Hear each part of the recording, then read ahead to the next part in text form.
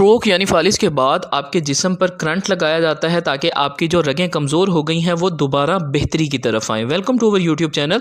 देखिए, स्ट्रोक के बाद आपकी जो नर्वस कंट्रोल है यानी दिमाग से बाजू का कंट्रोल है वो कम हो जाता है। उसके अंदर करंट दिया जाता है। करंट जो है उसके ओरिजिन बहुत पहले है।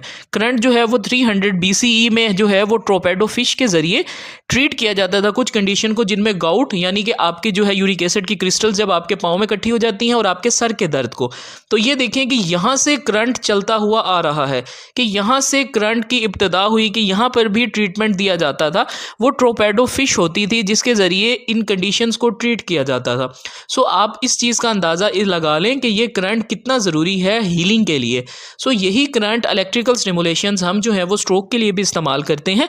इसके अंदर क्या है कि बैक टू 1862 इसमें आप देखें कि यहाँ पर भी इलेक्ट्रोथेरेपी यूज़ हो रही है यानी करंट के ज़रिए इलाज किया जा रहा है।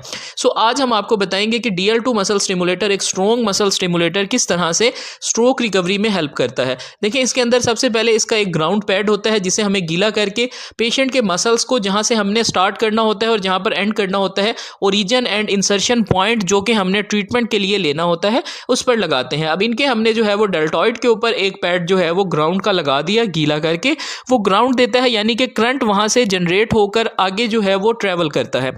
सो अब आपको बताते हैं कि इलेक्ट्रिकल स्टिमुलेशन किस तरह हेल्प करती हैं स्ट्रोक रिकवरी के अंदर। अब इसके अंदर देखें कि हमने जो है वो इलेक्ट्रिकल करंट को यूज़ किया है ताकि मसल्स को स्टिमुलेट किया जाए, मसल्स के फाइबर को स्टिमुलेट किया जाए, नर्व को स्टिमुलेट किया जाए, इस हिस्से का ब्लड फ्लो इंक्रीज़ किया जाए क्योंकि जब मूवमेंट कॉन्ट्रैक्शन हो रही है तो ब्लड फ्लो इंक्रीज़ हो रहा है, खून की रवानी इस हिस्से में बेहतर हो रही है।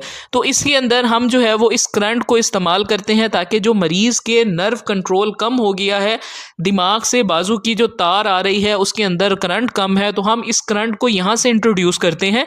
यही करंट जो है वो मसल्स के अंदर जाता है, इसके रिस्पॉन्स में मसल रिस्पॉन्ड करते हैं यानी कि मसल को जब करंट दिया जा रहा है तो मसल जो है वो मूवमेंट को ले रहा है और वो उसको रिस्पॉन्ड कर रहा है।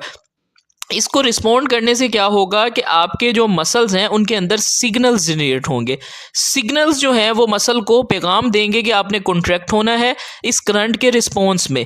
उसके रिस्पॉन्स में क्या होता है कि आपका मसल रिट्रेन होता है। अब इसके अंदर देखें कि हम जो है वो पल्स मोड पे, कॉन्टीन्यूस मोड पे, डिफरेंट मोड पे पेशेंट को जो है वो करंट देते हैं मिली एम्पेयर में, जो कि हमारे पास आ जाते हैं दो टाइप ऑफ करंट, जिसमें हमारे पास फेराडिक भी आता है और गैल्वानिक भी आता है। फेराडिक करंट जो है वो बेसिकली इनर मसल्स को मतलब दिया जाता है जिनके अंदर नर्व का कंट्रोल हो। जिनके अंदर नर्व का कंट्रोल ना हो उनमें फेराडिक करंट जो है वो नहीं दिया जाता, क्योंकि फेराडिक करंट अगर हम इन कंडीशन में दें तो हमें इंटेंसिटी बढ़ानी पड़ती है। अगर इंटेंसिटी बढ़ाएंगे तो वो जो डीपोलराइजेशन हमने मसल को देनी है उसकी